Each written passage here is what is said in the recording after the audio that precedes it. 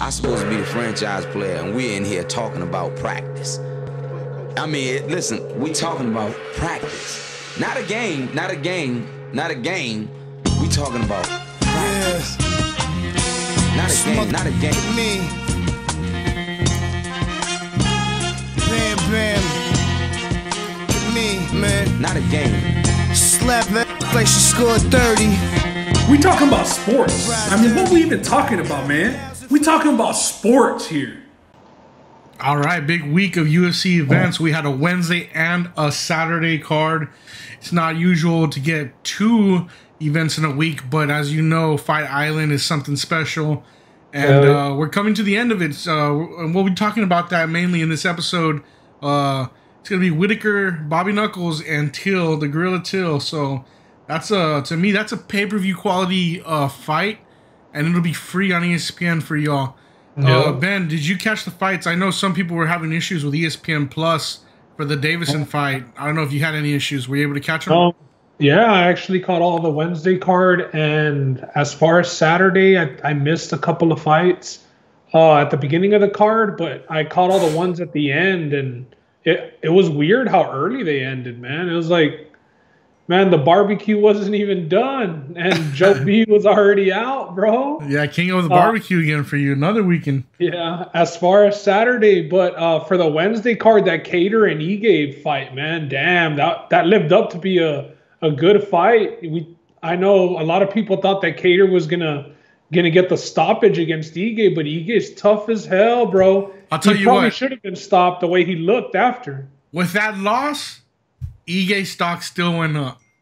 Yeah, obviously he was number 10 in the rankings. I don't think he's going to move up in the rankings, but he kind of made a claim for if maybe he belongs in the top 15. He only won one round of the fight, you know what I mean? Yeah. Cater was busting him up, but he did seem to catch Cater on his nose, and Cater's nose had been busted up from his previous fight. So that started bleeding in the second round, and that's when Ige kind of made it interesting because it was 1-1 heading into the third. But Cater put it on him, bro. Just really good. And now I've been hearing for Cater about a Max Holloway matchup. That's what I was going to ask you. Where does Cater go? Does he get the title shot, or is he a Max Holloway? Because those guys will stand and bang, and that's an exciting match to make. I don't think that they'll give him the title shot just based on the fight that he lost to Zabit, and they want to push Zabit. They really want to push Zabit.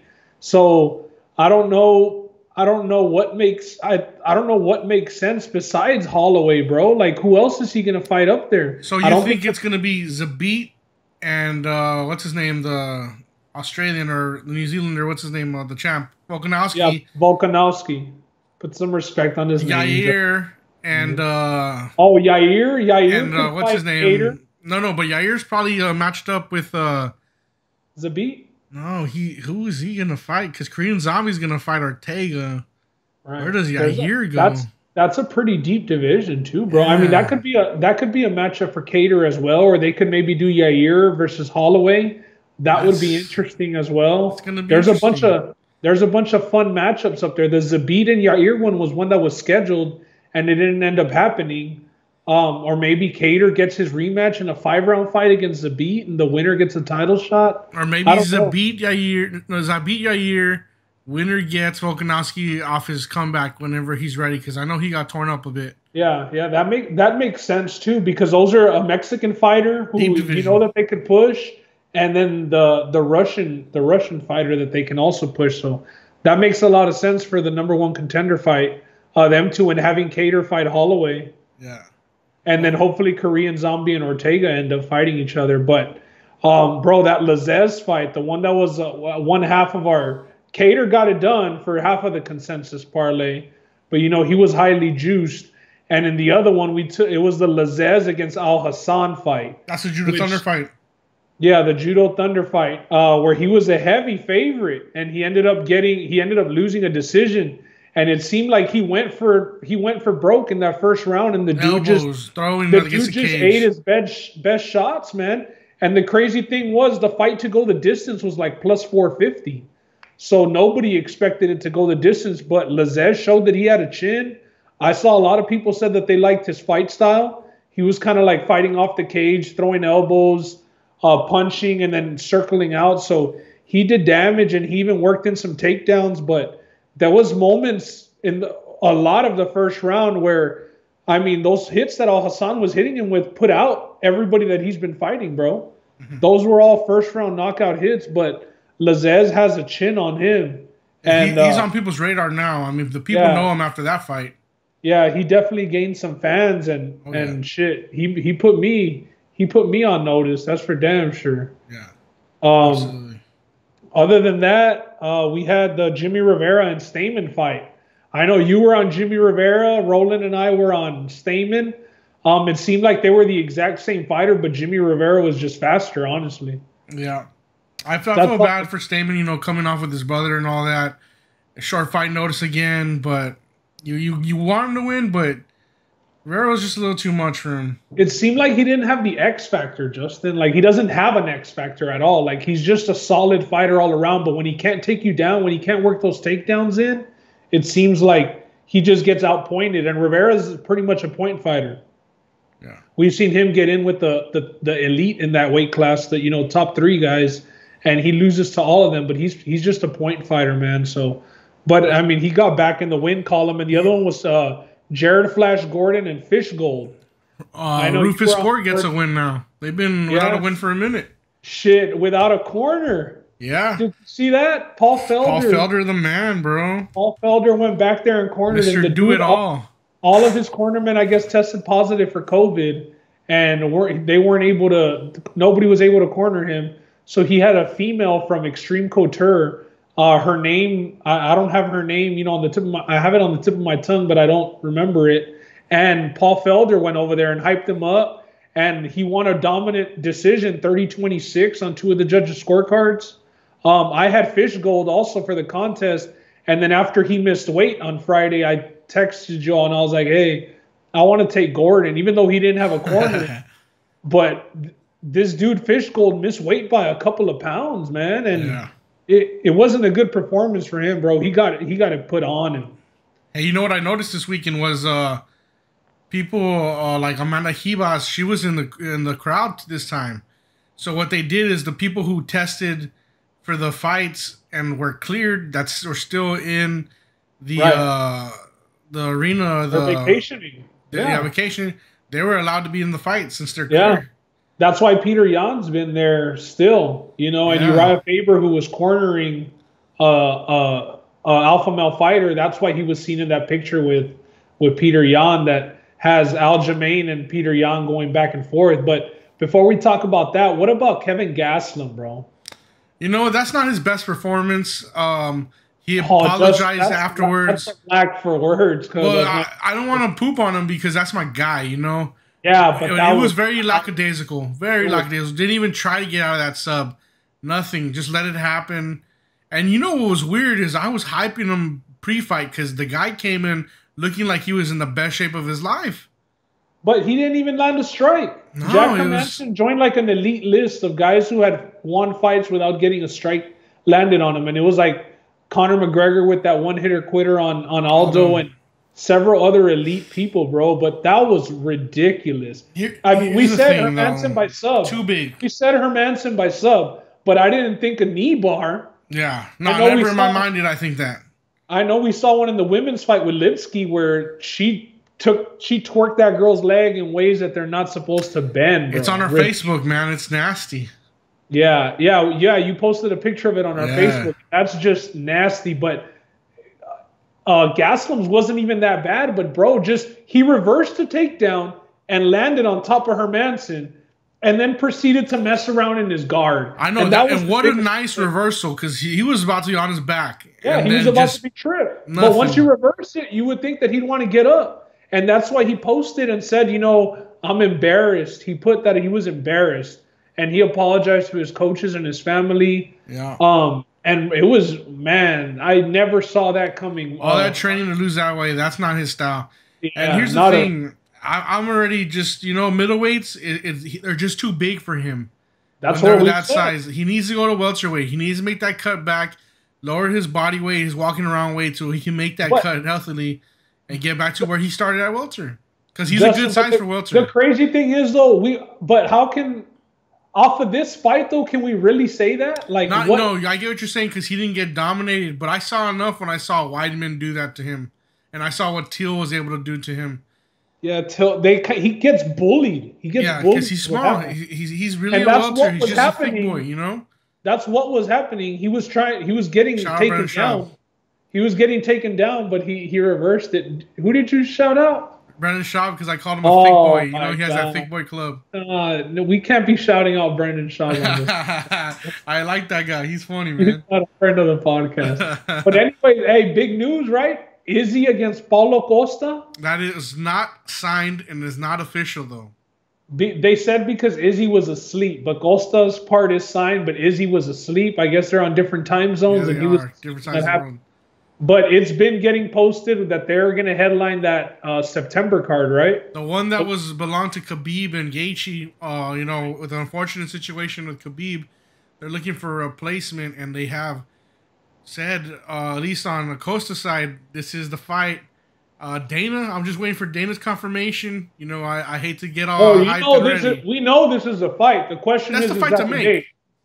Yeah, that's what we're waiting on. The question is that date going to work? But it seems like it's just on Adesanya, and now that it's been made public, I mean, if he backs out, it's going to be on him because the pressure's on. It's out there, and the eraser against the style bender. What a clash of matchups! Over under strikes. Will they have more than the Romero Adesanya or less? Oh, way more. Way more. Oh, this man. dude just goes forward. It's just going to be forward and throwing. It's going to be rowdy. Yeah, I hope he makes weight because it baffles me every time he makes weight with the way he looks. Looks like he's juiced to the gills, but he passes the test. Oh, that's ridiculous. You know what? I'm just going to call it early. Eraser knocks him out. He's He's my guy. I don't like Adesanya at all. I don't like him. Damn. I'm not the biggest fan, but I watched his entrance to the Whittaker fight a couple days ago. The UFC posted it. It was like a year from or whatever they were posting, and it was where he danced with those dudes. And I guess even that stuff rubs you the wrong way. That's part of not liking him. You know, we saw that fight together on my phone. Drunk on the bench. At the wedding. Oh, shoot. Here's a shout out. Shout out Noe and Lori. Yeah, man. That's hilarious. Wedding. Oh, that was ridiculous. And we watched Drunk on the you know, Bobby Knuckles is my guy, so that bothered me that Adesanya had it. That was domination. I remember seeing that. Now you bring back memories, Justin. Yeah. That was a badass night, man. That was a badass night. Yeah, no, that's the last time we hung out before COVID-19. That's the last night, man. Hopefully COVID gets fixed soon, man. It's not right. Yeah, hey, so wrapping it up before we get to the picks, Dana White again asks in the presser, is Aljamain Funkmaster Sterling next for Peter Yan? And he does not want to commit. You would think he was a yes right away. No-brainer, right? No-brainer, but it looks like Dana I think he wants the Marlon Moraes. Who did Aljo just dominate for his last win? Who did he just beat? Aljo. He bought right him, before COVID. Choked him right away. Yes, it was quick. And I think I even picked against him. And it was like, man, wasn't it Munoz? Pedro Munoz? Yeah, the one who was supposed to fight Frankie Edgar. It was Cody Sanhagen. Ooh. He fought Munoz before that, fought Jimmy Rivera, Cody Stamen.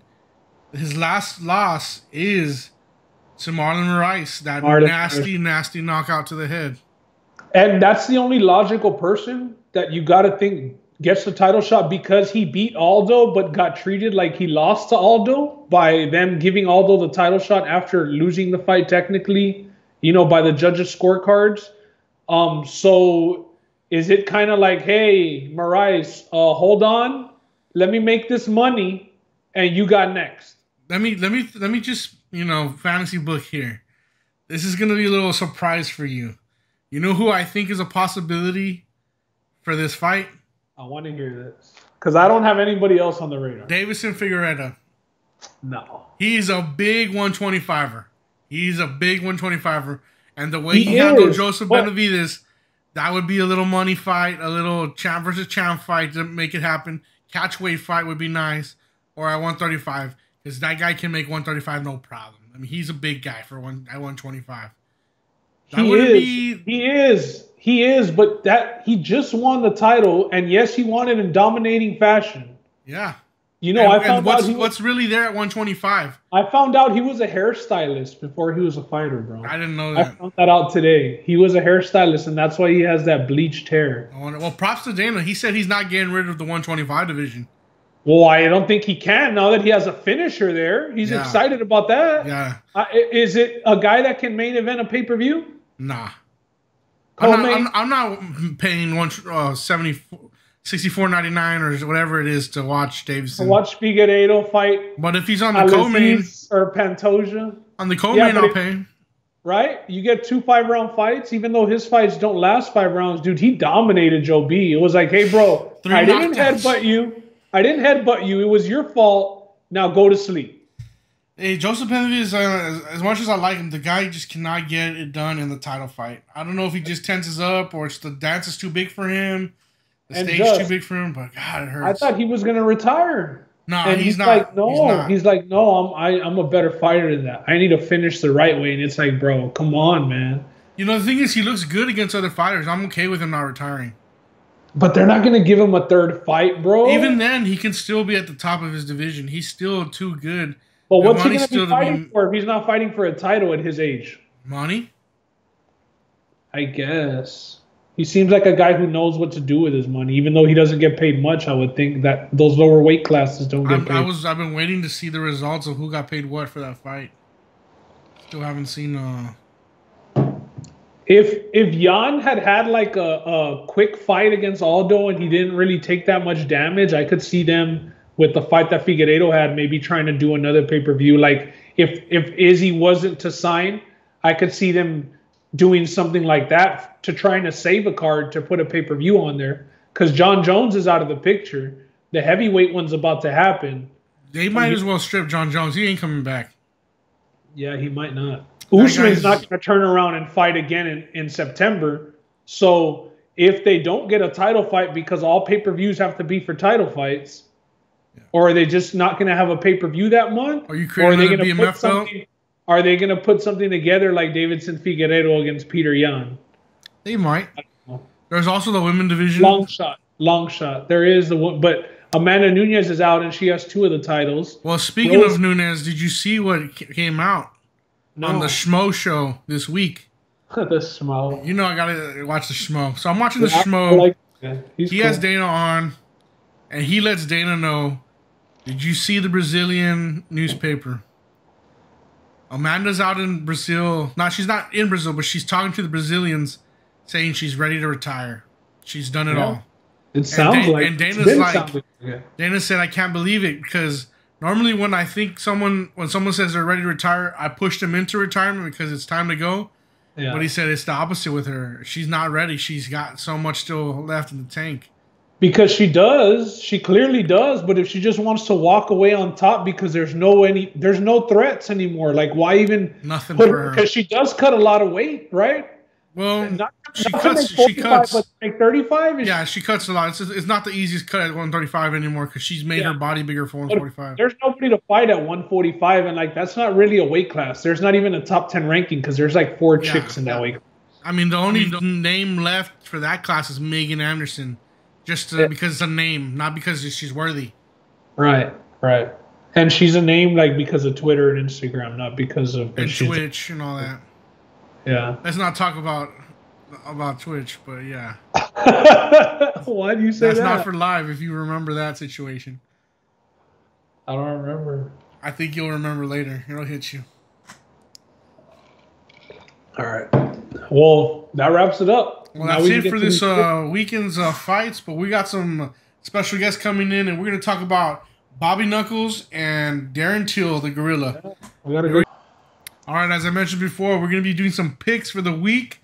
We got a good card coming up. Some big names on this card. I can't believe this is not a pay-per-view. This is just a free event. I think if there was a belt, no doubt about it, this is a pay-per-view. With these names, it does good numbers too, I think. But as you see, we have a new face on the podcast, and he's our guest picker this week. and he's been doing the podcast pick'em. It's Steven Zamora. Steven, tell us about yourself. Well, how's your week been? Hey guys, how y'all doing? Hello, everybody that's listening. It's been good. My weekend was good. You know, I just hung out with the family, quarantined. It's my daughter's birthday tomorrow, so we've just been kind of. Yeah, we thank you guys. We'll make it official. Happy birthday to my daughter. Yeah, happy birthday, Luna. Good stuff. Gonna be 3 years old, so wow, big girl now. Good stuff. Hey, did you see the fights this weekend? I did, yeah. Well, I was watching, and man, what a submission show for that main card, huh? Right, huh? We were talking about that, me and you.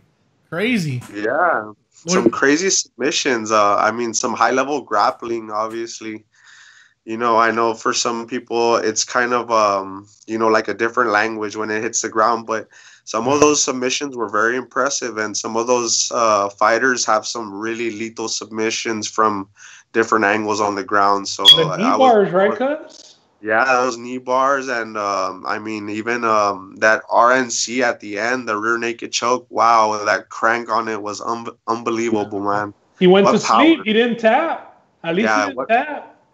Yeah, man, that's a trooper right there. I mean, either way, like if you tap or not, I got respect for you for going in there no matter what. Oh, yeah. But I'm saying, like, very few die on their shield like that, bro. I don't know if it was like intended or if the crank was too rowdy that it cut him off faster than he thought he could survive for. But damn, it was hard to read the intentions on that one. Sometimes you know a guy doesn't want to tap, but it was kind of weird on that one. Yeah, the crank was hard. I agree. It was kind of like all simultaneous how it happened.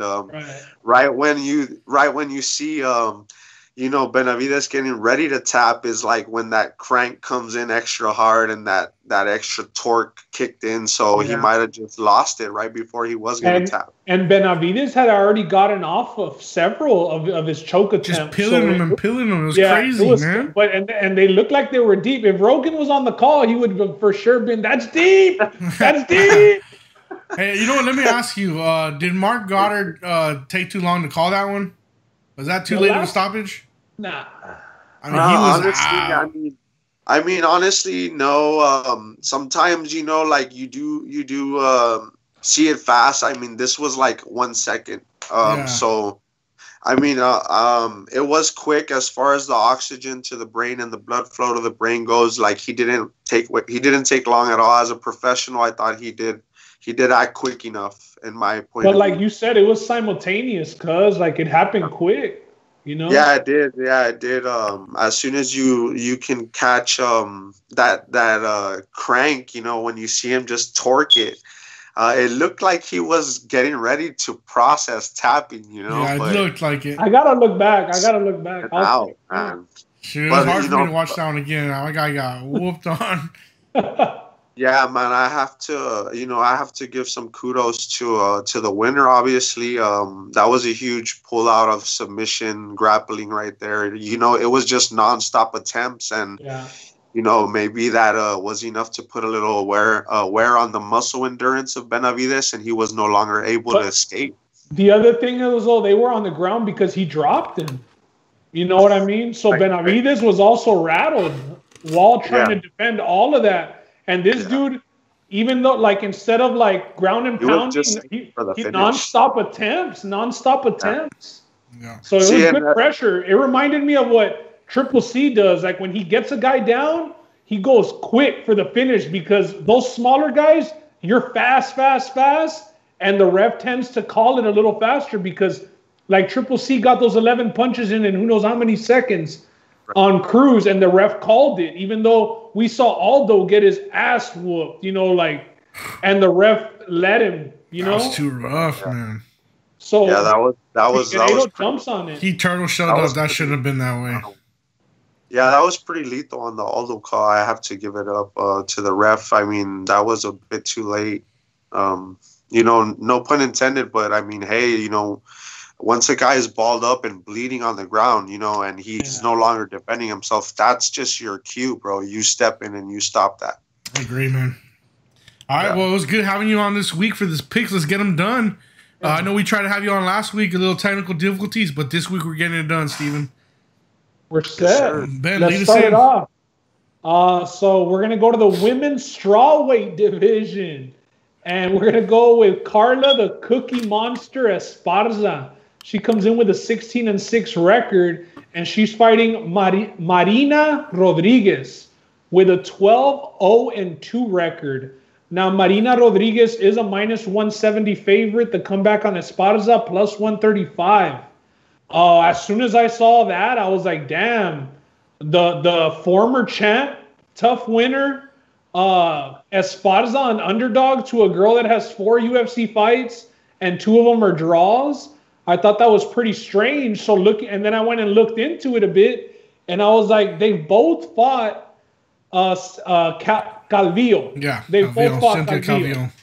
Right. Esparza beat her, and Marina Rodriguez went to a draw with her. It seems like a prospect against a chick who's been there, fighting everybody. We know that she got checked when she fought Joanna, and that's how Joanna won the belt. This chick won her title just straight out of tough. It was like, hey, if you win this season of The Ultimate Fighter, you're the champion for this new weight class. And she beat Rose Namajunas to win that season. But then her opening fight was against Joanna, and she got dominated. Since then, though, she's put her striking together, bro. Rodriguez is a prospect. I don't think she's that tough. I think Esparza's going to take this fight wherever she wants it, preferably on the ground, and I'm going to go with the underdog, and I'm going to take Esparza. That's a good call, man. She's got some experience on her against some good fighters. And as far as Marina Rodriguez, she is Brazilian. Rodriguez, I like that, cuz. Right. That's respect. That's respect. He's calling it right. Yeah, I mean, I have to give it to her. She is new, but she has some crazy potential. Yeah. So, I mean, I don't blame the line makers at all for the line.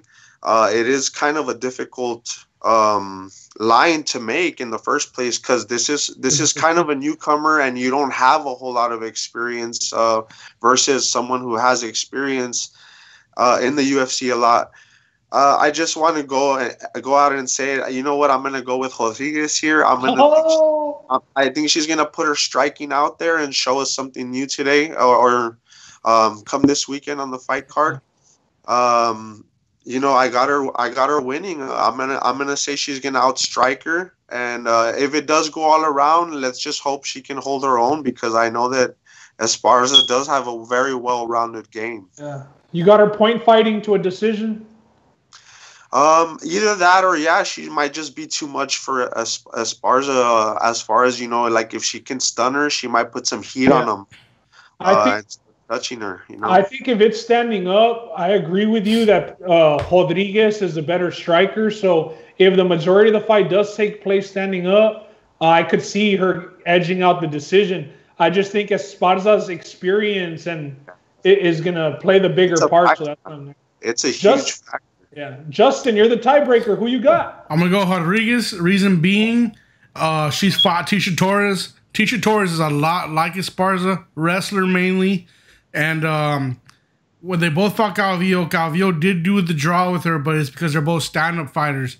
And I think the stand-up's going to be the difference. I think she'll do a good stand-up, just like Joanna, and get the win over Cookie Monster here. And I like Cookie Monster a lot, but this is a loss for her. All right. I respect that. Up next, we got... What do we got here? We got the Bearju, Paul Bearju, light heavyweight fight. In light heavyweight division, my bad. I got these notes, bro. In the light heavyweight division, Paul the Bearju Craig, one of the better nicknames in the UFC, with a 12-4-1 record, coming in against Gazimurad Antigulov. Yeah, how did I do? You did good. I would have butchered it. I would have butchered that one. Very good. The first name I guessed on, but Antigulov I got. It sounded right. You said it with confidence. I mean, I'm pretty sure he would have loved it. Like that would have. It's a Z and an H right next to each other, bro. It's confusing as hell to make that sound. You gotta say with the back of your throat. It's weird. Yeah. Anyways, into it, man. Let's talk about this fight here. Yeah, he's got a 20-6 record, and the odds are pretty much even. It's minus 115 on both guys. Pick 'em. What do you got, Steve? Lead us off in this one. Well, I'm gonna go right into it, man. Bearju is big. Like, he is a big guy, bro. That's why he's the bear. Yeah, and if you consider, his opponent's absorbed strike per minute and how much the Bearju puts out per minute, this is going to be bad for one guy, man, and it's not going to be Bearju.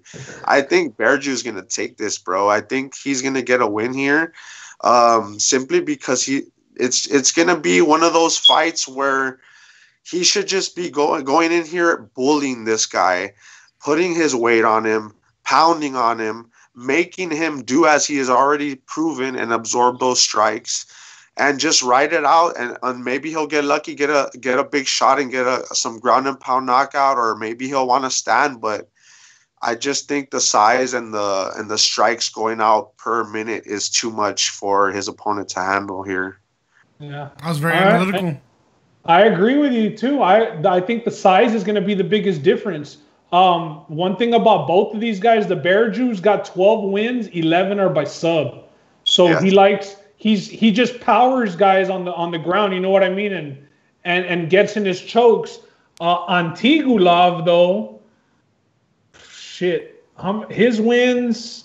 He's got 75% submission rate. 15 of 20 are by sub also.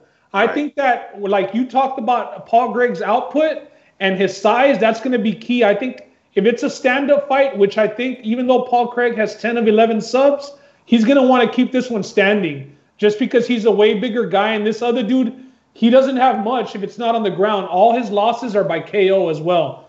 4 of his losses. So I agree with you. I think Bearju's going to pick him apart on the feet, might drop him and then sink in a rear naked choke or something like that. And this line is pretty good also. For 2 sub guys, you want to take the bigger guy, the more powerful guy, and the guy who I think if he wants to can keep it standing up. So I agree with you. I'm all over Paul Craig. I'm right there with y'all. This dude Gads is coming off 2 back-to-back losses by KO. Like Steven said, the output by Bearju is pretty heavy. It's going to be a problem for Gads. Bearju, I'm going to even say ground and pound win, Bearju. Yeah. Awesome picks, guys. Good stuff.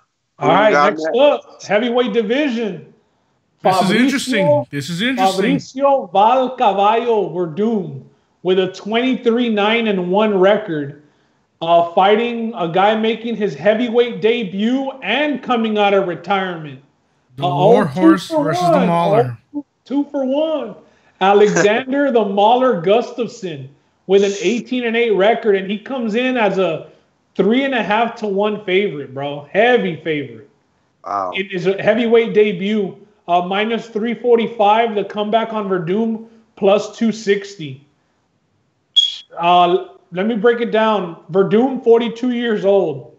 Older guy. Usually at 42, we've seen a couple guys fight in their 40s and have success, but it's usually not good news when you're fighting and you're that old. And his record has shown he's 2-3 in his last 5 fights. Ever since winning the title back in 2015 against Kane, we know he got him in that guillotine and beat Kane. And then he went and acted like an idiot in Brazil. They threw a fight there for him to main event, and he chased Stipe around the octagon running, making that dumbass face till he got knocked out. Then he got caught on steroids, suspended for a while, so he was asking the UFC to release him. He's been on a roller coaster, definitely trended downhill after getting knocked out by Stipe, hence the big odds. I mean, if it gets to the ground, I think he's very live. He's one of the best jiu-jitsu artists in the heavyweight division, probably the best. Yeah, I would say the best. In jiu-jitsu. The thing is, he's not really a good wrestler. He uses a lot of trips for his takedowns, and with Gustafsson being as tall as he is, the trips might work, but Gustafsson's fought Stipe. He's fought DC. He's fought John Jones, and he's fought really close fights with those guys. Up here, Gustafsson's problem is always getting knocked out, and Verdum's just not a guy who's going to knock him out. So I'm going to side with the heavy favorite in Gustafsson. Yeah, I'm right there with you, man. I have Gustafsson selected as a winner for this fight as well. Man, you know what? I couldn't believe that he came back out of retirement and took a heavyweight fight, right? Yeah. So I mean, you consider these things, and like when you look at the last fighter that did that, which was a few cards back. What's his name? The one that trains with Chris Weidman. He took a heavyweight fight. Oh, John Vellante. Yeah, right, Vellante. And he died in the ring. Yeah, man. I hope Gustafsson comes in shape and ready and prepared. Nah, he's not on Vellante's Yeah. level. Gustafsson's been fighting for titles. He's got a good head on his shoulders. He's not lazy. I agree, and he is a tall guy. He's very tall. He's standing at 6'5", the Swede. And not only that, but he's got that 79-inch reach. 2 inches on Verdum, who's a big guy as well. Good bring up. But like Ben mentioned, Verdum does have more of a jiu-jitsu sided grappling style. It's not very like, hey, I'm gonna pin you on the cage and double leg you. It's not really that type of mentality at all. He'll basically, He'll throw submissions and tosses. Yeah, he'll throw up submissions when he's on the ground off his back, and sometimes off of side mounts he'll throw in some chokes. But I honestly think that Gustafsson's gonna get the win here. He's a heavy favorite for a reason. Both of these guys are coming off losses, but I expect Gustafsson to outclass Verdum. Simply put like that. Yeah, I'm with you on that. Looking at Verdum's last match, he took it up standing for the most part, and he was slow. Looked bad in his last match. Yeah, he looked bad. It was Gustafsson is a good striker. Better than the guy he fought last. I expect Gustafsson to drop him and win this by TKO. And Gustafsson's losses are to Jones, Cormier, Anthony Rumble, and Anthony Smith, man. Yeah. So, I mean, they're top dogs of the light heavyweight division. Right. This could be something new for Gustafsson with DC retiring. He might be finding his home in this heavyweight division and being okay. He can't be fighting Francis Ngannou. I'm not saying Francis yet. But that's going to be the champion. I'm saying he's finding his home here and getting some wins. Ever. He cannot fight him ever, bro. If What's you want to see a beheading or something, bro, he will knock his head into the stands, bro. I never even went there. I said he's going to find his home here. Okay. Let's just see what Gustafsson's got up his sleeve, man. Let's see if he can pull off like one of those nice standing knees or something. He does have that height, and Verdum might keep his chin kind of low. And I know Gustafsson's also notoriously known for those uppercuts. So let's see. Let's see what good boxing. I think he just retired early because he was heartbroken after that loss. I think he fully came in thinking he was going to get Smith, and getting sub just broke his heart. I mean. You're right, Josh. He couldn't handle not tasting gold, man. Yeah. He had the opportunities, and he just felt like it passed him, but maybe he needs money. I don't know why he's doing it. I mean, it is a change of scenery, so he could be trying to make a new run in a new weight division. We'll find out Saturday night. We'll find out. He should definitely take care of business. Up next, in the welterweight division, Alex, the Brazilian cowboy, Oliveira, with a 21-8-1 record against Peter Sabata, 17-6-1, with coming in at plus 140, Cowboy minus 175. Cuz, you want to start this one off? Yeah, sure, man. I'll come out and say it. I'm gonna go with Cowboy on this one. Cowboy, right? Cowboy, El Cowboy. El Cowboy. No, I think he's been in some crazy battles already. He's faced some of the guys that are those gatekeepers at this division. Not to mention 63% of his wins are by knockout, and his opponent here doesn't have any. It looks like I might be seeing this incorrectly. Maybe we don't have the same stats, but I'm pulling it up. Yeah, I might be wrong off he's of that. He's a floor guy. He's a ground guy, so I think you're good. It does look like he has a high takedown rate. His opponent, Cowboy's opponent. However, man, like those takedowns are only going to get you so far with somebody like Alex. He can throw in some lethal chokes off of his back, off of side half guard, even off of a side mount. So, like he's one of those guys that if you do want to take down, it's risky business. So I might be leaning a bit, but I want to say this one is going to end up standing because it's going to kind of, maybe they might counter on the ground, and they just might want to bang it out up top and see where that goes, All right. I'm going to come in on the other side here because I'm going to go with Sabata, the German. I think if you're German, you should be able to decently wrestle and get a guy down. 60% of his wins are by sub. I expect him to get him down. He trains out of Planet Eater. Planet Eater is the name of his gym. I found that interesting. He's coming in off a loss against Leon Edwards, man. Prior to that, he had won 2 fights against Dalby and Saunders. We know Leon Edwards is top 5 in the division. People are lobbying for him to get the next title shot. He did get finished by Leon Edwards. One thing I will say is that was back in 2018. So this dude hasn't fought in 2 years. This is his first fight in 2 years. Yeah, it could be a big factor. It could be a big factor, but I think that the fight is gonna touch the ground at some point, and I'm hoping that Howboy gasses out and chokes him, and this dude chokes him out, Sabata. But I could easily see Howboy knocking him out, and I would think that would have to be early. But I'm gonna go with the underdog. I'm going to go Cowboy here. I think he's going to get the knockout here. Cowboy. Another fight I'm really looking forward to. I mean, this card is good, man. Yeah, that's going to be a good. It could be a brawl. If Cowboy gets it his way, he's going to get a brawl, and he's going to end up touching this dude up and putting him out. If Sabata's smart, he's been out the game for a while, so I don't think that he'd want to be out there trading. Yeah, man. You're going to want to keep it on the cage or on the mat, bro. Exactly.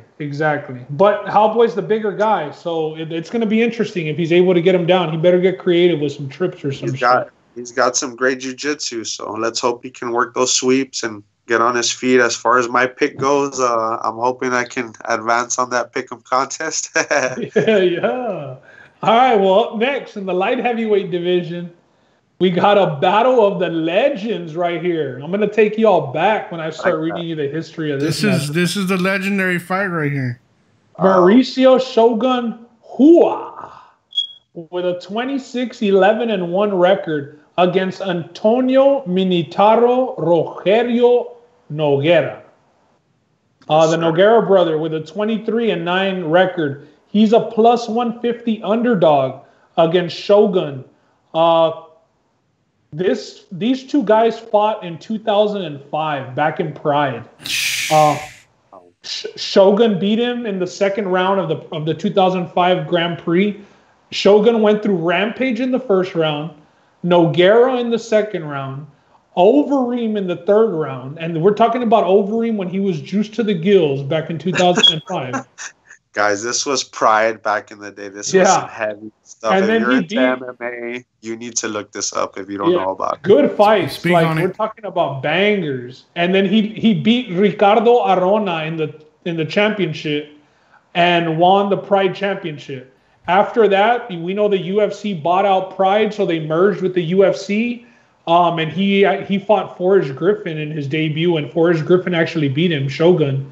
But he ended up regaining the title in the UFC also. He beat Lyoto Machida in a rematch for the title. They fought to a decision, and Machida got the decision because he was a champ. Dana was pissed off because he thought Shogun won. He gave him the auto rematch, and Shogun ended up knocking him out. Noguera is way past his prime, 44 years old, bro. 2-3. They're both past their prime. He beat Sam Alvey. I mean, Rua can hang if it's standing up. Yeah. Noguera, I don't know how he knocked out Sam Alvey, but in his last fight, Ryan Spann, I thought retired him, but here's Noguera back for another fight, and he's not strong enough, bro, at 44 years old to hang with these guys. I think Shogun's going to knock him out. I think Shogun's going to put him on a highlight reel. I would say it starts with a knee to the body, and then it's going to be over right after. All right. I honestly can agree on as far as the Hua being the winner here. Like Justin did mention, both these fighters are very well aged and in the game for a long time. Both have a lot of miles on those engines. Let's just remember though, when they were in their prime, the better banger at the end of the day, in my opinion, was Hua. Like he was just like, man, he was one of those dudes that he could take one and he could give one. Yeah. Now, as they've aged, obviously they wanna be more technical, right? Let's hope that they are. But I honestly think this is gonna be an interesting fight. I don't know if it's gonna get out of the first round, man, because these guys both must by now have like chins that are very, very well. Tarnished, yeah, man. That wear and tear has gotta be up to like the level on both of these guys. Right. But I do want to say I like who was striking here.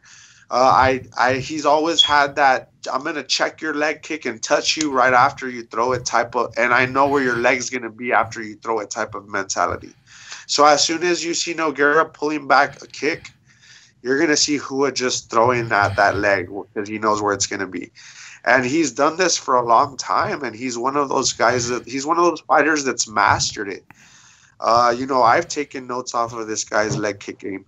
And I think it's going to start with that. I see Nogueira might get in trouble because he suffers a leg health event. And it might just lead to him getting exposed and getting touched up with an overall brawl of combinations. Yeah, a blitz for sure. So you got Shogun. I got Shogun, yeah. I don't think it's going to be close, man. I don't think Nogueira belongs in the octagon, bro. I think this is a first round finish. If I'm more of a fan of Little Nog, but it's not going to happen for him. This is going to be Shogun, and this might be Nogueira's way out, and no better person to go out on than Shogun. This is a legend fight, and I'm looking forward to it. It's nice to see these guys at least get matched up against each other, both being at the age that they are, right? At least they're not putting up to be like in highlight reels of some up and coming guy that they Ryan Spann. Right, that fight should have never happened. That's a very good point both of you guys bring up, man. What a way to go out. If this is his ticket out, I mean, Hua is the guy to do it for you. It's a glory fight for me. This is like legend. You should feel privileged, to be getting a name like that, even though right now he hasn't been as active. Hey, not a lot of fighters are active. It's tough times, but yeah, I definitely agree, man. That name, the status, the prestige, it's there. So Little Nog, if you don't come out on top, you might want to take this ticket, bro. It's a golden ticket. Yeah, for sure. All right, now, main event. Here it is. The main event in the middleweight division, in what seems to be, I mean, it's like a jostling a position in the top 5 at this division with the way these fights have been going. But we got Robert Bobby Knuckles Whittaker with a 20-5 record against Darren the Gorilla Till with an 18-2-1 record. Now this one has Whittaker at -120, the comeback on Till at -110. So pretty much a pick'em fight as well. Whittaker 4-1 in his last 5 fights. He's coming off that KO loss to Izzy that me and Justin talked about earlier, that we saw together. But prior to that, he was holding the belt. We know he had those wars with Romero, who took who knows how much out of him, bro, because, man, he was close to being finished in both of those. But he's been through it. He's beating Dos Anjos. He's beaten, like I said, Romero twice. He's beating Jacare. He's beaten Brunson. Doesn't fight too often. Once in 2019, once in 2018, 2 times in 2017. We know that after that Izzy fight, he was scheduled to fight, I believe, Till, or it was Till or Cannonier, one of them, and he ended up pulling out because he ended up donating his bone marrow to his daughter. So he had to have that procedure. And we know Dana kind of kept that on the DL, but he was fully supporting him, even though it's usually the other way around when a fighter backs out, but that was all for good reason. And on the other end, man, we got Till, the gorilla, the social media sensation. He has a good social media right now. You haven't seen it. 3-2. He's 3-2 in his last 5 fights. He's coming in off that unanimous decision win against Gaslam, where he kind of bullied him. The 2 losses were to Woodley when Woodley was champ, and I thought he was fed to him a little too early. They were trying to push him, and then he got KO'd by Masvidal. Good stand-up. The bigger guy, he needs to pressure Whittaker. Whittaker's gonna be the quicker guy, and if he can get in and out without getting rocked or rattled, I think he wins. But this being a 5-round fight, I think at some point Darren Till finds Whittaker's chin, man, and I have Till beating Whittaker. All right, that's good. That's a good breakdown, cuz I like that. I just want to point one thing out. As far as the size go, they're very evenly matched. You're going to see that they're almost the same size. Whittaker is going to look a little undersized as opposed to Till's stockier shoulders, but 43-inch leg reach on our boy Bobby Knuckles, the Reaper, and 42-inch leg reach on Till versus a 74.5-inch reach on the arms and 73.5 on Bobby Knuckles. So it's a 1-inch difference on both sides here. One fighter, one way. Till cuts a lot of weight, cuz Till cuts a lot of weight. Hey, so does Bobby Knuckles. Remember, they're both ex-welterweights. What I want to bring up is that we have a number 1 ranked fighter versus a number 5 ranked fighter. Yeah. So this is like Till's ticket into that top 5. If he gets Whittaker out of this is going to put him up there in contender status. Oh yeah. So, but that being said, I expect Whittaker to come out on top here, man. I don't think that Till is gonna get it done, man. I think he's gonna try and bully him, but I think that Whittaker is gonna catch him. I think Whittaker gets lucky and gets a knockout.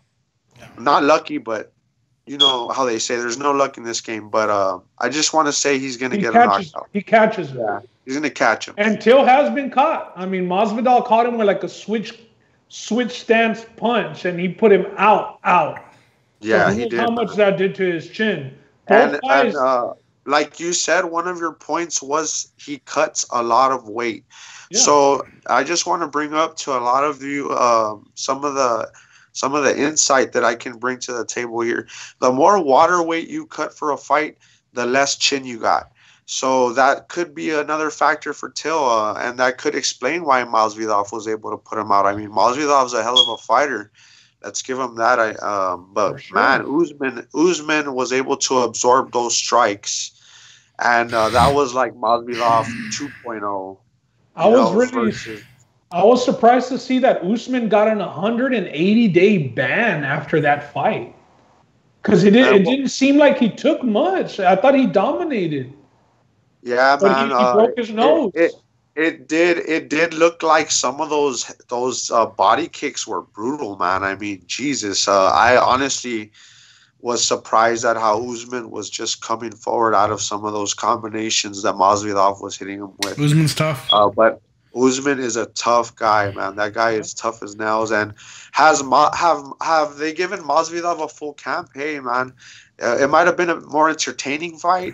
But Usman did prove that he could absorb everything that Masvidal could dish out. That was for certain. The fight was going to go wherever he wanted it. Yeah, absolutely. Justin, who you got in the main event? Man, I like to always pick with my guys. It doesn't pay off well, but I'm going to do it anyway. Bobby Knuckles here, and if he loses and he gets knocked out, then I know his chin got deteriorated with those Romero fights. This is the fight that's going to tell me. The Izzy fight didn't tell me enough. He did get knocked there and rocked, but, I mean, he caught him clean. Now, if it's something that's a little lighter here and he gets rocked, then I know that chin's gone. But it wasn't 2 rounds, Justin. This will tell me, though. This is the measuring stick for me. Izzy. Yeah. You're talking about No, but Till I think hits harder than Izzy. Not as much, but I think that I Till don't has think more he's power. as fast either, you know? No, yeah, that's why I said not as much, because Izzy will hit him with combinations. Till's gonna look for that left, that straight left. That's what he wants to hit him with. Yeah, this will definitely be the measuring stick for me to see where Whittaker's career goes from here. He does have a budding gaming career. If not, I mean, he's pretty popular on that Twitch stream and has some sponsors, so he might look towards getting out of the fight game if he doesn't get a dub here. I mean, he has his daughter to raise. And Steven, where do you see this fight taking place? Mostly standing up? Well, both of these guys have a very high KO and TKO rates. So yeah, I think they're gonna want to test the waters on their feet. Every fight starts on its feet. They're gonna run it and they're gonna see how that goes. If you see something not going well, you might see somebody try and take it to the ground or push to the cage. That's usually a sign that, you know, they're trying to switch things up. So I do see the majority of it being on its feet. If Till's smart, he'll try his best to put him on the cage and keep him on the mat and on the cage and just grind him down that old school Randy Couture style. Like, you know, nobody ever did it better than him until Usman, I think, in my opinion. So if you're going to go against Whittaker, who's coming off of Izzy and off of Romero, who are both very dangerous strikers, I would say you better wrestle. You better wrestle. Yeah, you better wrestle. That's right. Yeah. And that's who I see mixing it up. I see, if it goes to the mat, I see Whittaker keeping Till honest and, you know, getting a takedown, even if it's just a steal round. You know, not that he's going to ground and pound him out, because I think Till would get right back up. But if anybody's going to switch levels, I think it's going to be Whittaker. Yeah. Well, that's it for the card right there, man. That's all the fights. Which fight stands out the most to you guys? Which one are you looking forward to the most? I want to see, honestly, I'm looking forward to the legend fight, man. I want to see who. I want to see who and Nogueira out of respect. I want to see them go at it. They're both up there in age. They're both Brazilians, both very proud Brazilians, and I'm sure the people of Brazil are very proud of them as fighters as well. So I bet you they're looking forward to that fight. Yeah, definitely. I'm right there with them. I look forward to seeing those legends go at it. Yeah, you Ben? Man, the two fights interest me. One, just because once we talk to Roland, we might get consensus on it. But that Berju fight, with both guys being submission artists, I just wonder, I just think Berju's going to be too damn big and dominate. And then I also want to see Gustafsson at heavyweight. Me too. Yeah, time. Just to see if he's going to knock out Verdum, because that's what I expect. I hope he knocks him out. Very well said. I think this card has a fight for every type of fan. I'm here for the Gustafsson fight. I'm here for the legend fight. And then I want to see what the middleweight division is going to hold. I think this card has a little bit for everybody. Yeah. Yeah, it's very diverse. Yeah. If Till wins, who do you think he fights, Justin? The name's big. You give him the middle. You give him Izzy or the winner of Costa. I mean, you got to give him that. Or Hermanson. Nah. Till's name is hot. It's a money fight right away. Once you break top 5, you got to go for those top 4. You know, But it's because there's several guys. Because Cannonier's waiting also in the wings. Yeah, but Till's coming off hot name, man. I mean, that's the thing. He keeps his social media up. I think Dana would give him something. Man. They're throwing cards out every weekend, so we're going to get some. Basically, it's whoever can answer the call. Like Steven says, who can get off this COVID as fast as quick and get into the ring. I mean, that's what it's going to be. Yeah, and I just want to also give a huge shout out to all the fighters that are, you know, continually being active through these tough times. Not that the ones that are not are any different. You know, my prayers and my best thoughts are with all of you. In the MMA game, you know, I got a lot of love for the fighters, and you know, as someone who practices martial arts, it's been an honor being on the show. I appreciate it, guys. Justin and Ben, thank you very much for having me. Oh, yeah, hey, you got time or no, Steven? Yeah. Yeah, and let's shoot through the breeze a little bit. I want to ask you something. I I know you mentioned earlier about the more water weight that you cut, the lighter your chin gets. For you as a fighter, what is the most weight you have to cut to get to a fight? Oof, man, I've done some heavy cuts, brother. I've done a 56-pound cut before. Actually, you brought Trying up to the make name 185, no? Yeah, you did Dang bring it, up boy. the name earlier. Shout out to Ryan Spann. Superman Spann. Yeah, he did closely retired Little Nog. I did cut up to 60 pounds for that fight, man. And even when I faced off with Ryan, I was still a little over. And he wanted me to cut it. And I told him, I'm not cutting it, bro. Take the money. I said, I'm not cutting it, bro. Take the money. Make it worth it. I remember running with you then, bro. It was like Miles with the sauna suit through the Cimarron Dude, golf. it was a nightmare, man. The night before was just the worst night you could ever imagine for a fight. No sleep. It was those last few pounds that were just being stubborn, man. As when you're experimenting that deep with weight cutting, you get to like a plateau point. If you're not consuming anything, you'll stop losing. So it's like really tricky once you get really down there for cutting up big amounts of weight in a small amount of time. So that 56 pounds was over how many days? It was about, I want to say, like 45 days. Yeah. No, you know what? It was closer to 6 weeks, 6 full weeks. I'll say that. 6-week training camp. Yeah.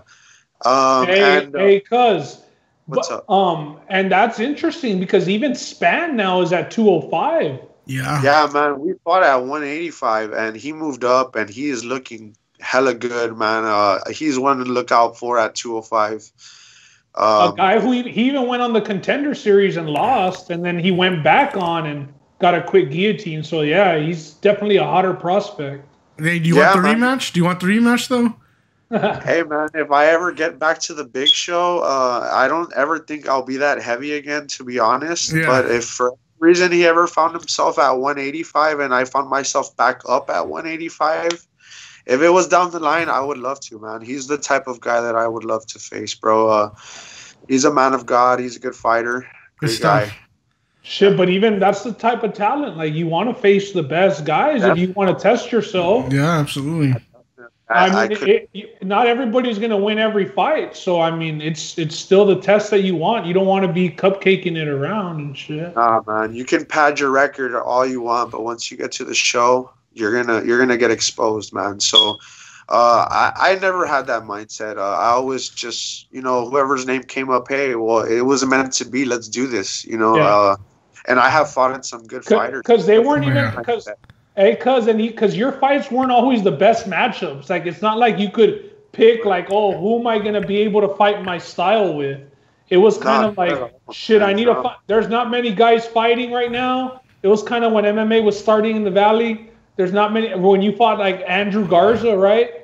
And it was just like the dude was limited amounts of fighters around in the area. And I mean, you're talking about now it's blown up. Yeah, you're talking about back then. There was like 5 guys in my weight class in all of Texas, and not all of them were always actively taking fights. So there's been a lot more fighters coming up and joining the sport, and I condone it, man. I love it. This is a growing sport. It's the fastest growing sport in the world for a reason. Martial arts is a way of life, man. It is. It has helped my life a lot. It has helped my health a lot. I'm not saying everybody that practices martial arts should go out and fight. It's just a lifestyle, There's a lot of people that just strictly do it for self-defense, and that's how I started doing it. I just wanted to learn how to workout. Yeah. A lot of people that don't run and hey, just go do jiu-jitsu class for an hour. You know what I mean? You'll get your sweat in. Honestly, it's a good cure for a lot of stress and a lot of heavy things that you might carry with you. A lot of people that are hateful don't understand that, like they build up a lot of these feelings and they don't ever purge it out or let it out. And, believe it or not, putting on some some boxing gloves and hitting a bag, it does help with that. So you can call it like alpha male shit, or you can call it like some good logic. At the end of the day, I'm just trying to give you a tip if you're stressing or if you're one of those guys. Hey, just get on the bag for a while. You'll feel better. Trust me. Are you the type to think about things when you're on the bag, or do you just get lost in the bag and train hard?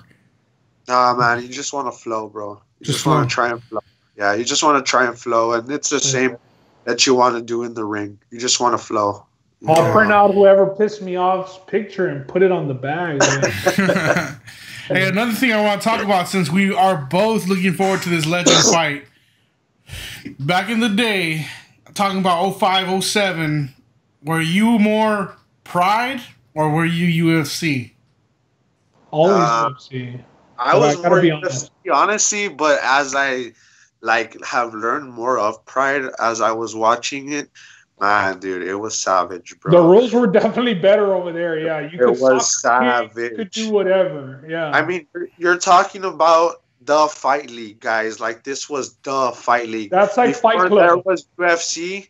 Yeah. This was the UFC. This was like the World Fight League. They had the best fighters at the time too. The stable was better. You could all over the world, bro. But it was no holds bar, bro. It was like no drug testing. You could juice up. Yeah. They had tournaments. They had tournaments where heavyweights are fighting middleweights in one night. In one night. It was. I mean, to make a long story short, it was a cover up for the Yakuza, but it was so good.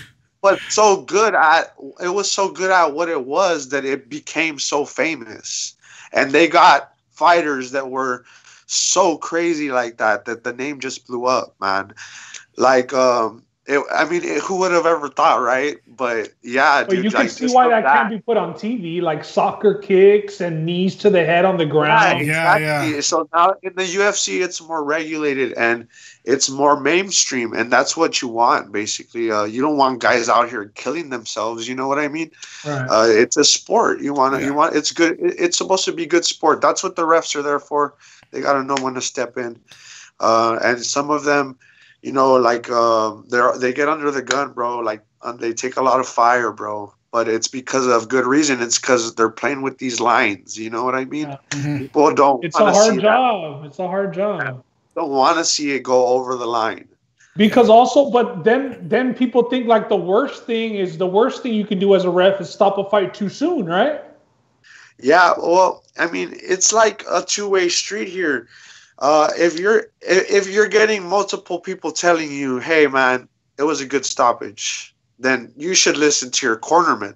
You know what I mean? Mm-hmm. But if you as a fighter are the only one there still like, no, they stopped it too soon, then come on. I mean, it's like you're the only one, bro. But yeah, there's a lot of cases where, you know, we do get some quick stoppages. It's more rare though, in my opinion, that we get it stopped too soon than when it gets stopped, when it takes too long to get stopped. Yeah. You know, like it's usually you'll see them take a little too long to stop it more versus, it got stopped way too fast. Yeah. But that's why I think stopping it too fast is the worst thing a ref could do. It's up there, brother. It is. Because then it's like, then the matchmaker's got to go book an automatic rematch. Yeah. Like when dudes play possum and they're not really out, but the ref stops it. It happened a couple months ago. A dude played possum on the Wednesday card. I don't know if you saw it. Some dude was getting smashed with elbows at the end of the round, and then he like went back to the cage once the round ended to like lean back on the fence, but it was the part of the fence that was the door, and the dudes had opened the door to come in. So he leaned back and fell through, and the ref called it. Wow, yeah, well, because he thought he was going to have the support on his back, bro. That's crazy.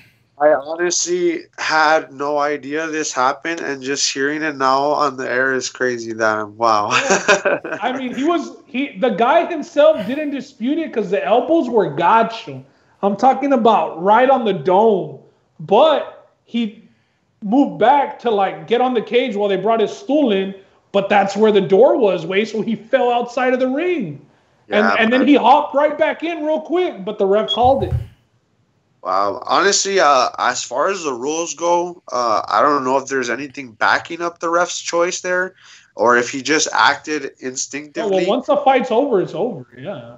Yeah, but like I'm saying, I don't know if the rules Protesting back it? in this case. Like maybe if you know how a fighter's not allowed outside the ring, even after the fight's over. So I don't know. As far as the deep diving into the rule book goes, maybe the ref might have been obligated to stop it because of the rules, or he just instinctively felt that was the right thing to do because he might have thought the fighter hit his head pretty hard on the fall or something. You know. That's the thing with rules, though. Not the commissions are not unified, so who knows what the rules are for Abu Dhabi compared to states, Nevada or California? Yeah. Rules. Hey, Yeah, Steven, they're constantly changing the rules, and it's hard to get a for sure status on what's exactly gaining points on the ground versus if you're off your back. You know, like if you're the one on top, obviously you're usually gaining points, but if you're on the bottom and you're controlling and throwing up submissions, this is where that intellect comes in, where the judges are asked to be educated on the ground. You know what I mean? yeah. Hey, Steven, so something I do like to ask people when they get on the pick'em on the show, what was the first fight that introduced you to MMA? What is the fight that captivated you, said, I'm a fan of this sport after this? Man, it goes way back to my younger days. Boxing, bro. Boxing led you to MMA? Yeah, it was definitely that, man. As a kid, They always had the boxing fights. I would always watch Julio Cesar Chavez. El Respect. Gran Campeón. Yeah, respect for that guy right there, man. He is the one that got me into boxing. And then one thing led to another. I started seeing Bruce Lee movies, and There you go. you know, I just fell generally in love with martial arts as a kid, and you know, so I was that kid that was there praying to be an awesome martial artist. You know what I mean? So either that, I wanted to be a pro football player or a pro fighter, and I ended up being semi-pro football and a pro fighter. And not much of one, but hey, I'm still not done, brother. Hey. I have to tell the story about the karate suit at the stop sign, cuz. Let me hear the story. No, it was a ninja suit, brother. That's a ninja suit. That's how long ago, bro. His older brother Alex had some beef, and they were supposed to be coming by to egg his house, bro. This was back in the day, like 02, 03, bro. So we post up in the front lawn, like, all right, when are they gonna come? And Steven's probably like 12, 13-ish, maybe. I'm younger, and our cousin Alex is in high school. And Steven's in his ninja suit, bro, thinking he's gonna be all stealth at the street corner in the ninja outfit, right under the light. He todo el pedo, like if he's not gonna be. I was down at the stop sign looking down the street to see when they were gonna come. Exactly. And then I was in the suit, so I could like run off, and be like, "Hey, they're coming! They're coming!" Give us a heads up, bro. Yeah, and we were actually. Oh shoot! It was funny because we were waiting with eggs, like we were gonna try an egg. We were waiting with them. We were like, all right. The word was they were supposed to come and egg their house, so we got our own eggs and posted up, and we were waiting for it. Hey, there's nothing better than doing hood rat stuff with your friends, right? I mean, it is what it is. I was a little ninja in the hood back then, too, I guess. Oh, that's hilarious, bro. That story, I'll never forget. All right, well, we'll end it with that story. Hey, Steven, it was good to have you on, bro. Like I said, we tried to have you on last week. Technical difficulties. Glad we had you on this week. But before you go, plug whatever you want to plug, brother. Yeah, if you guys want to reach out to me, Steven Zamora on Facebook. My badge icon is a Kaju Kembo crest, martial arts symbol, so you'll be able to spot it right away. Other than that, give him the Twitter, cuz. You can find me on Twitter at @Zamora99. That's where I'm at. Maybe like by tomorrow. Yeah, and I mean, if you guys do want to reach out to me, you can also catch me being active on the surrounding the podcast is social media. Absolutely. I'll be active on that as well. I just want to say to everybody listening, you know, my prayers are with everybody right now. Stay safe, be smart, be safe, guys, and most of all, you know, like let's be kind to each other. Okay. Good message, cuz. Good message. And happy birthday to your daughter tomorrow. Yeah. Hope she enjoys it, man. I appreciate it, guys. Thank you very much. All right. Later, That's it for us. Tomorrow we might be out with an NBA podcast, so look forward to it. I'm supposed to be the franchise player, and we're in here talking about practice. I mean, listen, we talking about practice. Not a game, not a game, not a game. We talking about practice. Not a game, not a game. Me. Bam, bam. Me, man. Not a game. Slap that like she scored 30. We talking about sports. I mean, what we even talking about, man? We talking about sports here.